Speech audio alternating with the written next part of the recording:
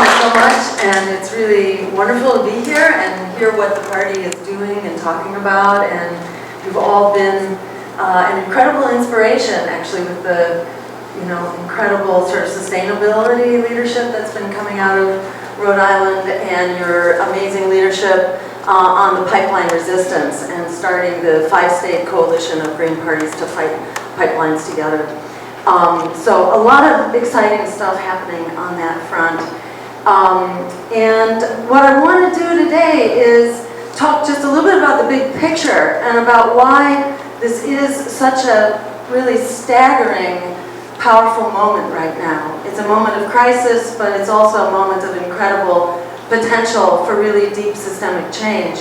And there's a massive political vacuum right now. Half of Americans do not identify as Democrats or Republicans right now, and there are a lot of reasons for that, but that's half of voters. And 60% in a recent, I think it was a Pew poll, said that they wanted another major third party because the Democrats and Republicans have done such a bad job of serving everyday people. So the crisis, the flip side of the crisis is that it creates incredible potential for change right now. And it's almost like, fish in a barrel right now, because people are there. There's a revolt going on inside the Democratic Party that we hear about a lot in the form of Bernie Sanders' campaign. But what they are not counting on is the basic structure of the Democratic Party, which is very good at creating decoys that will get everybody very excited about a principled revolt, but then the Democratic Party has a built-in structure for sabotaging that revolt. We saw that happen with Howard Dean. Remember the Dean scream, which was a completely concocted campaign to basically smear him, which was successful. Long ago, there was Jesse Jackson, who really harnessed the power of the civil rights movement and gave that a political and electoral voice, had a very powerful campaign going. So powerful that the Democratic Party was quite scared going into the convention, so they launched a smear campaign against him, basically making him out to be anti-Semitic and anti-Israel, and they brought him down in the polls so that he was not a threat. Same thing with Dennis Kucinich, who was eventually redistricted with the support of the Democrats, so he was gotten out of the way. And remember, there's Super Tuesday in March, which is basically a big, big, big money primary. So you're not going to win those primaries, and there are like 25 of them on the same day, unless you have a truly huge amount of money to be conducting big TV advertising campaigns and so on. So Bernie's not likely to survive Super Tuesday, not as a major contender, but if he was to squeak through, then you've got the superdelegates. And that was done after George McGovern won the nomination, and the party did not support him, and there were, Democrats for the Republican candidate, whoever it was, but the party did not throw its support behind, a true rebel inside the party. But then they went on to change the structure so that that could never happen again, and they created what are called the superdelegates, and they are about half of the Democratic Party votes at the nominating convention. And those are basically delegates and votes which are controlled by the inner circle of the party. So people say, well, is a Green candidate likely to win? To which I reply, I'm not holding my breath, but I'm not ruling it out either. And we won't disappear in November of 2016. We are building a permanent force for people, planet, and peace over profit. We're here to develop a political party that supports that agenda. Inside the Democratic Party, you may have rebels who support that agenda, but the party itself will combat that agenda. And they will deny the nomination, and when it's over, it's disappeared. And the party, in fact, keeps marching to the right. So what I point out to people who may be involved in the Sanders camp right now is to just, if you want to fight that fight, more power to you. Go for it. But remember, you're highly likely to need a plan B. Come March or April or June, you're going to need a plan B. So at least hedge your bets right now and make sure that there's a lifeboat for people to come to. But in the meantime, you know, many of us are just working away and we're moving forward, and we are light years ahead of where we were in 2012 at this time. So it's evidence again of how we are building the resistance and the structure, the party, for a real political, economic, and social transformation, which is what we need. As you know, we are facing really unprecedented crisis right now across the spectrum of economy, ecology, peace, and democracy. Things are kind of coming apart at the seams, and in a way which is actually accelerating. Even when we had a Democratic White House with 2 Democratic houses of Congress, the priority at that point, 2008 through 2010, before those midterms where the Republicans took over the House, even while it was in Democratic hands, the priority was Wall Street. We spent, at that point, it was $4 or $5 trillion bailing out Wall Street and the large corporations, even when the public sentiment was overwhelming not to bail out Wall Street and to bail out homeowners instead. The Democratic regime did exactly the opposite. So when people say, oh, I don't dare stand up and vote my values because that would be really, really dangerous. We've got to vote the lesser evil. The point that I make, and I encourage you to consider, is to say, you know, sort of enough of the lesser evil, it's time to stand up for the greater good. Yeah.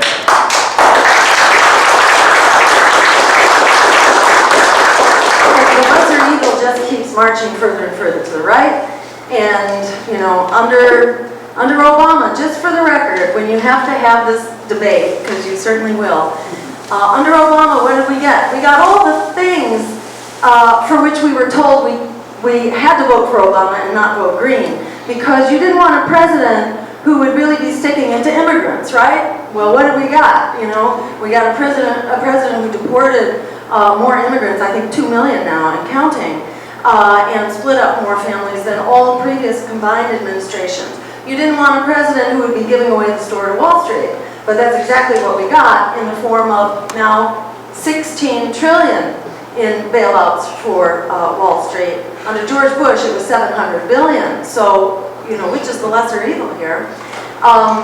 Look at the wars. You know, you didn't want to vote for a Green candidate because you might get a president that is a Republican who would expand the wars. But look at what they're doing. You know, after $5 trillion spent on Iraq and Afghanistan, $5 trillion on that war effort. Over 1 million lives lost in Iraq alone, thousands of US soldiers, and, you know, many, many more who are severely injured. After all that, where exactly have we gotten in the Middle East? We've only recruited more and more members of Al-Qaeda and ISIS, which is a direct, both of them actually are a direct outgrowth of our major foreign policy, which is to go in and arm both sides of the conflict and hope that they will be our faithful enemies, but that never worked. And inevitably, we have just been recruiting more and more people to the likes of Al-Qaeda and ISIS. We know every time we send in the drones, we know what will happen. That the drones basically, they kill a lot of innocent people and they turn public opinion vehemently against us. They are the best recruiting tool for our enemies that you could possibly imagine. You know, so we got more of the expanding wars, which are just now like everywhere. We don't even know all the places where these covert wars are going on, and the night raids and the drones and so on. On the economy, we got the president who is pushing the Trans-Pacific Partnership as if NAFTA, which was given to us by Bill Clinton, wasn't bad enough. The list goes on, and I think we really, we deserve a lot of credit, for never having been part of this lesser evilism that has brought us to where we are now. And I think it's important to have the strength of our convictions and our vision to know that, that the answer to this chaos is not more chaos. The answer to evil is not more evil, even if it's just the lesser version of it. We really need to start standing up for what is good and what is right. And I should mention the climate too, because, the big fear was, if you allowed a Republican to get elected, they would be doing terrible things on the climate. But if you look at the track record under Obama, again, this all of the above makes George Bush look like a wimp, considering, the Arctic, the offshore oil, the public lands, the fracking, which has invaded our communities all over the U.S. and actually all over the world, thanks to Hillary Clinton's work as Secretary of State.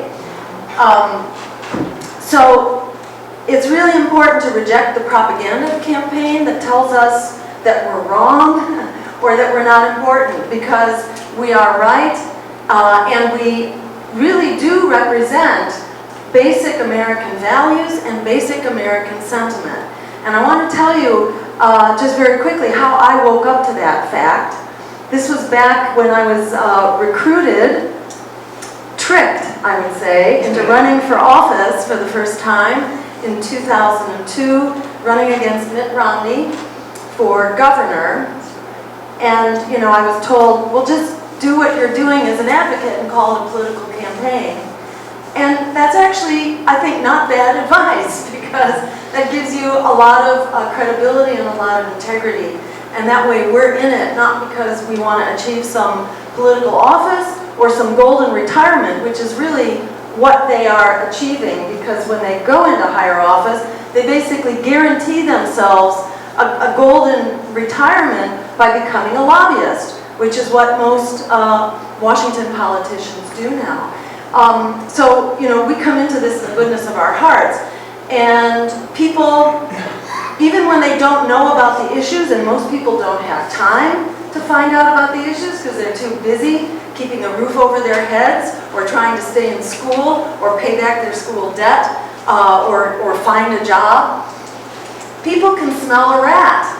And if you're not a rat, and you're not in it for the money and the glory, people can see that, and it gives us a tremendous advantage. So when we go into debates, we usually win them. And I'm not just talking about my own experience, I'm talking about, Howie Hawkins and really all the Greens that I know of. That's why they work so darn hard to keep us out of the debates, because we are believable, and we speak common sense, and we talk about the things people want to know, and the things that people desperately need and want and deserve. So in 2002, when we were locked out of the gubernatorial debates and people were tearing their hair out from this new form of torture, cruel and unusual punishment, which is having to listen to these public debates between Democrats and Republicans. And people were screaming about that. We had huge demonstrations in front of the debates. They agreed finally to let me into one of the televised gubernatorial debates, in which I said that we had a right to education, a right to health care as a human right, paid for in the tax base, for progressive taxes, for cutting the military budget, for greening the economy, that these were all things we needed. Those were considered such fringe ideas that they weren't even rebutted in the debate. They weren't even responded to. And when we walked out of the TV studio, because this was just the candidates and the moderator, when we walked out of the TV studio, I was mobbed by the press for the first time and the last time, and they told me that I had won the debate on the instant online viewer poll. So you can be sure that was the last time they did an instant online viewer poll in debates, in televised debates, because it would show, who really reflects public opinion out there. And I was also taken out of the debates at that point. But this time, I should let you know, we actually have 2 court cases, one of which has already been filed, It's with the Libertarians, also with a group called Level the Field, which is a well-funded group that's trying to get an independent third candidate. We don't all agree on our politics, but we all agree on one thing, which is that we need a real democracy and we need to open up the debates. So stay tuned. I just did a TV interview with Jesse Ventura. Does that name ring a bell? The guy who got elected because they had open debates in Minnesota, which is when they stopped. You know, they stopped having open debates after that because it shows the reality of where the American public is at, which is really, you know, chomping at the bit for something different. So I did an interview with him last week, which is going to get broadcast sometime this coming week, and we will at that point initiate a petition drive. The Commission on Presidential Debates is issuing new rules for debates as of October. So we want to make it clear that any candidate who has the backing and the movement behind them, that they are on the ballot in enough states that they can actually win the election, voters deserve to know who those choices are. So this is what we're going to be pushing.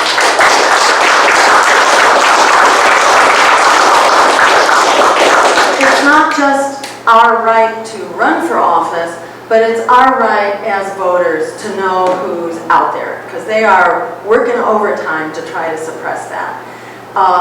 So we will be announcing this petition drive, and then we're going to take it from there, talk about direct actions.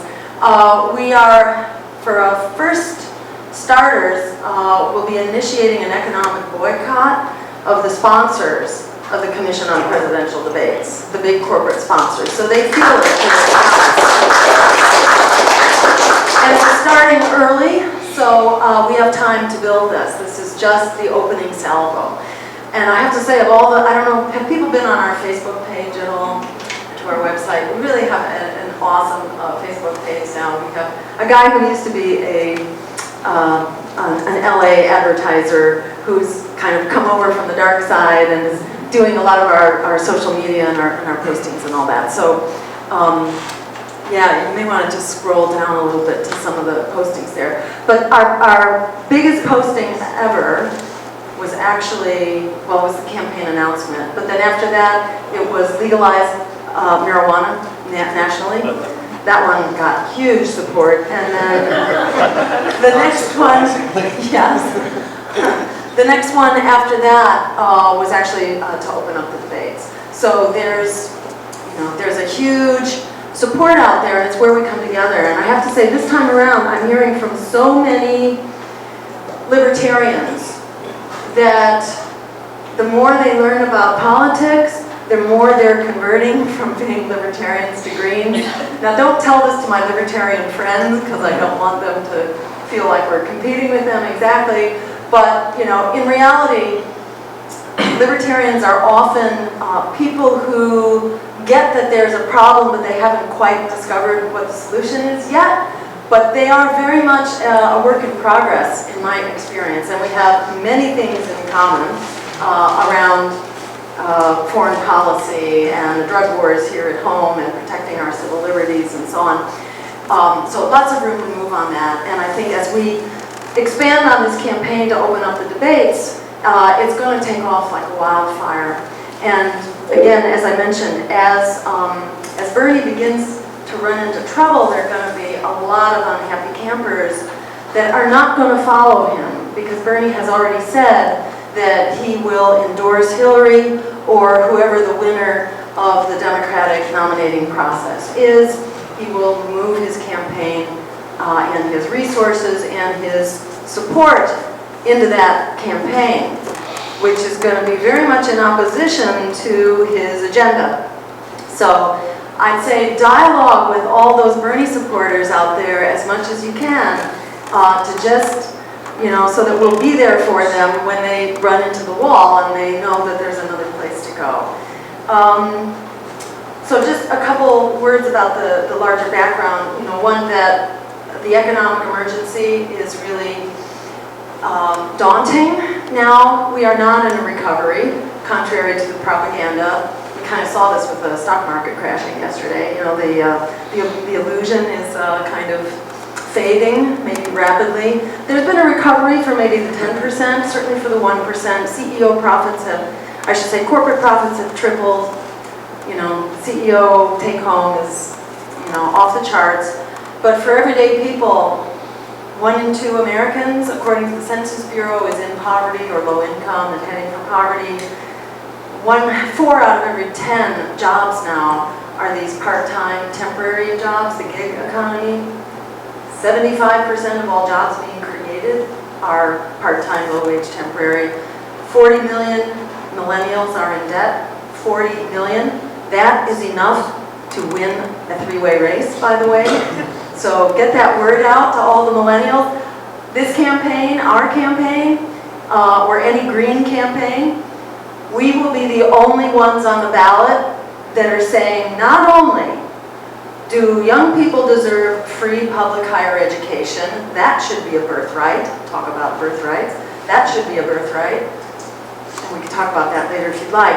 But we're the only campaign, and we've been saying that for a long time. Finally, the Democrats have caught up with us. They're now saying that too. But we're also saying, we bailed out the friggin' bankers who got us into this mess to the tune of $16 trillion. Isn't it time to bail out the students who are the victims of that waste, fraud, and abuse?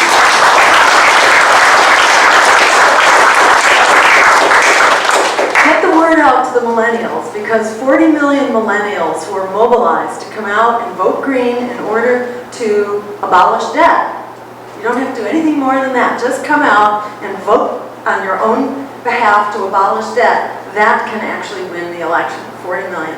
So there's one issue that totally sets us apart from the other candidates. It's a sign of how, you know, exciting these times are.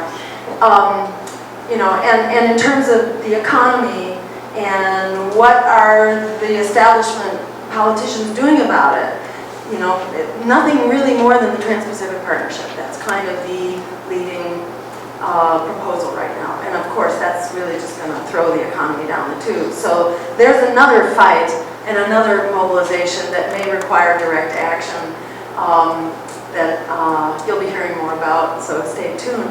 But you know, we've got a clear-cut crisis in the economy. We're not going forward like this.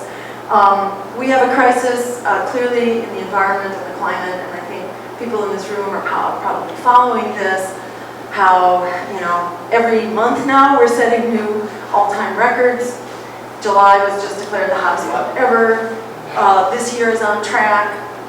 80% of all the warming has happened since 1980, you know, in a process that's been going on for centuries, so that tells you how this is accelerating.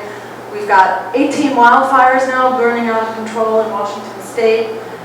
I heard last night, I don't know if anybody saw this on Democracy Now!, I think, that the ground is actually sinking in the San Joaquin Valley, 2 inches a month. 2 inches a month the ground is sinking because of the withdrawal of groundwater. And there's 1 year of surface water left. You know, and then there's Jim Hansen's study released within the last month. Have people heard about this? All right, well, here's the news. Hold on to your hat. And this is not a surprise to many of us who've been very worried about the melting of the ice sheets. They're actually melting, guess what? Ta-da! 10 times faster than science thought they were going to melt. That's what we're seeing now. And they're actually, Hansen and colleagues are now predicting that we're going to see not 1 foot, not 2 feet, not 3 feet, but 10 feet at least by as soon as 50 years from now. So what that says is basically, stop what you're doing. Whatever you're doing, stop what you're doing right now, and let's join the team to stop this immediately. Because, not only because it must be stopped, but because it can be stopped. And in stopping it, we can actually start a whole new way forward. A new way forward based on peace, justice, democracy, and sustainability. These things go together. We put them together in the phrase people, planet, and peace over profit. Right now we have a system where it's basically profit-driven and that trumps everything else, we need to put the other things on top of the profit. So this is essentially what our campaign is about, declaring that we have an emergency right now. We have an emergency of human rights, of immigrant rights, we have an emergency of the climate, we have an emergency of the economy. Of all of those, we have an emergency of racial justice, very much. And kudos to these movements which are thriving right now that have really drawn the attention of the world to this crisis, including the crisis of racial justice now and Black Lives Matter movement. But you put us together and we're unstoppable. They want us to be kind of divided into our separate issues so that we can be divided and conquered. But by coming together around a unified agenda for people, planet, and peace over profit, then we are unstoppable the minute we come together. It's not only that we already represent majority opinion, but we actually have majority of bodies out there if we can mobilize our different networks. We're mobilized along the lines of labor, along the Fight for 15 campaign, in the Black Lives Matter campaign, in the Dreamers campaign, in the fight for dignity and respect for the immigrant members of our communities, which we all are, essentially. I love Donald Trump's discussion about birthright, because you know what? It applies to him too. Who does this country then belong to? The Native Americans. Let's give it back. Deporting Trump would be good. It sure would. It sure would. But remember, the media likes to make a big deal out of Donald Trump, whose ratings are totally in the toilet. They like to make a big deal out of him. He may be doing great among Republicans, but what they don't tell you is that Republicans represent 20% of the American public. They are a tiny, radical fringe party. The media just loves to talk about that. And actually Democrats now represent about 29%, sometimes 25%. But these are small parties. Most people are chomping at the bit for something different. And polls show, what are people looking for? People actually are supporting a Green New Deal now, spending almost $500 billion a year to make the emergency transition. I take that as a direct compliment to the Green Party that people are actually polling now about the Green New Deal. This is amazing, so give yourself a pat on the back. So we've got the Green New Deal, we've got healthcare as a human right, we have the right to a job, we have living wages, we have cutting the military, and let me just say a word about ISIS, because you're always going to get this thrown at you about why we need a big and more powerful military to keep creating more ISISes. So when you respond to this, you can point to that fact here, that history shows that this kind of trigger finger on foreign policy has backfired enormously. Just look at the track record. But here's the other argument, which is that we already know what it takes to dismantle ISIS. You cannot kill ISIS by bombing ISIS. You're just going to make ISIS bigger if you try to bomb ISIS, because there's lots of other people who are going to get killed in the process. You're just going to mobilize people on behalf of ISIS. But what does ISIS have? They have financing that comes through Saudi Arabia, our ally. Let's get our ally here on the page with us. They have militias crossing the border through Turkey, our ally, Turkey. Let's get Turkey on the same page with us. They have money from the sale through the black market of oil in Iraq. So let's get the Iraqis to stop buying that oil, the Iraqis, with whom we're supposed to have so much influence. So basically between finance, oil, and arms, which are coming mostly from us, maybe sometimes directly through the Saudis and sometimes indirectly, let's have an arms boycott, how about, not only to ISIS, but how about to the whole Middle East. Let's have an arms boycott. In the words of Martin Luther King, the United States is the biggest purveyor of violence around the world, and that is true, and that is true in terms of the dollars that go into this as well. So there's an enormous control that we actually have over this process. So we can turn the spigot off to ISIS anytime we want. So the long and short is, we've got kind of this pervasive crisis right now, but we've got a great solution, and I'm going to finish just by saying a few things about that. Because the solution here, largely in the form of the Green New Deal, is exactly what people need and what people want. There's a wonderful poll that just came out, which I can look up the reference for if you want to have it. It's really fabulous. A large poll that showed huge response for a Green New Deal and huge support. It was like 70% support out there for actually funding a Green New Deal to the tune of $400 billion. They were proposing a slightly different version than what we're talking about, but it's essentially the same generic concept. We can put 20 million people back to work right now, and that's people who are unemployed and people who are underemployed, because that's growing numbers of people who have a job, but it's a lousy job. So we can give people a job, which we have to address. We really cannot address the climate crisis without addressing the economic crisis, because for most people it's a struggle right now, today, how to put food on the table, how to keep the collectors, the debt collectors from coming to your house. It's really an immediate economic struggle. Most people see the climate as maybe next week, but it's not what they need immediately. So we have to lead with an economic solution, which is jobs.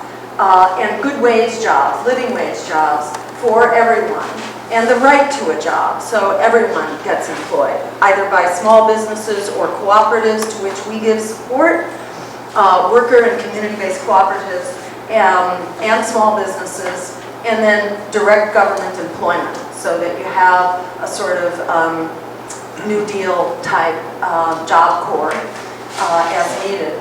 And we create those jobs that basically transition us to 100% clean renewable energy by 2030. And we are the only campaign that is calling for a specific time over. Time is up on 2030 for fossil fuels, over and out. We are also calling for an immediate halt to all fossil fuel expansion and new infrastructure. Now.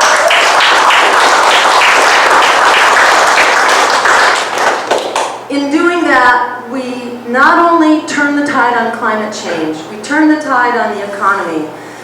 We make wars for oil obsolete, so we can cut the military budget, and that's part of how we can fund this, because we don't have to be fighting those friggin' wars for oil anymore when we have 100% clean renewable energy right here. And the other hidden benefit is that our health is basically restored the minute we cut out the fossil fuels and move to a green economy that includes a green, sustainable food system and public transportation, which includes safe biking and safe walking to transit hubs.